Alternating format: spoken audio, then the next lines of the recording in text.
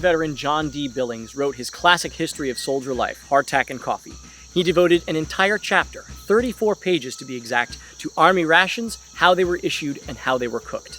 His primary aim was to dispel the false impressions that had come about regarding what soldiers ate. Now, one of the most widely known pieces of Civil War food was hardtack. Hardtack was a soldier's bread ration and had been around since the Crusades. The version of hardtack issued to Civil War soldiers was invented in 1801 by a man named Josiah Bent. Bent called his concoction a water cracker, and for good reason. The recipe, if you could call it that, had two ingredients, flour and water, which were then mixed into a paste and baked. The result was a dry cracker that would stay more or less edible for an extended period of time. And I do mean extended. In fact, some Civil War soldiers received issues of hardtack that had been left over from the Mexican War more than 10 years earlier. The longevity of a single piece of hardtack depended greatly on how it was made and how it was stored.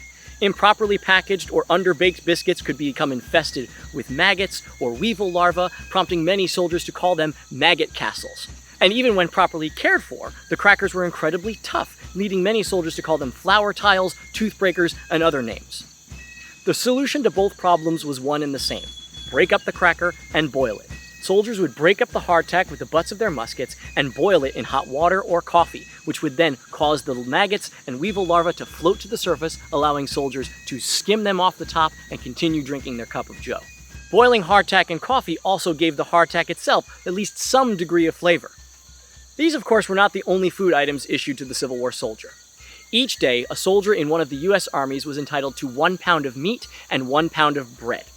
Now, occasionally, fresh beef was the meat ration, but more often than not, they got pork. And this pork was salted for preservation, and it was known then as salt pork or sometimes salt horse, which gives you an idea of how it tasted. For bread, hardtack was generally the rule, but when armies were encamped in wintered quarters or in the same place for a long period of time, they might have access to soft bread.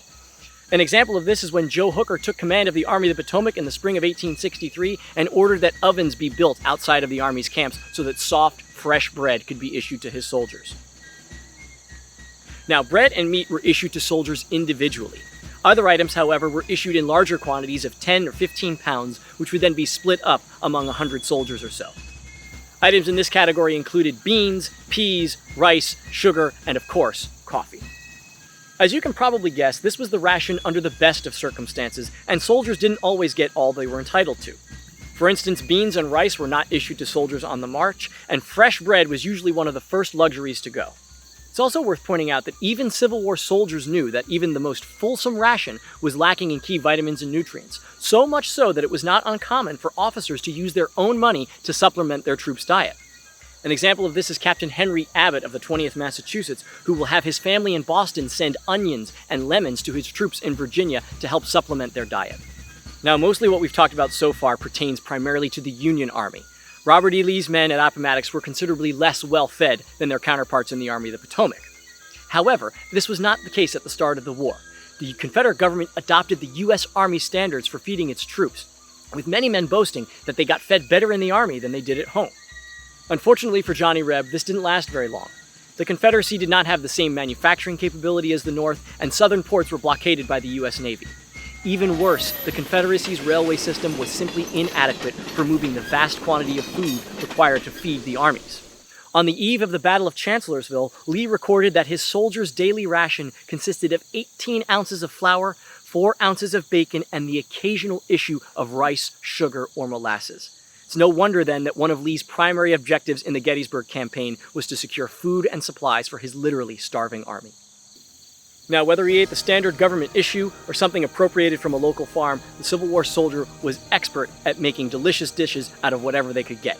Veterans' accounts are chock full of suggestions of things you could make, telling us that the Civil War culinary experience is only limited by our imagination.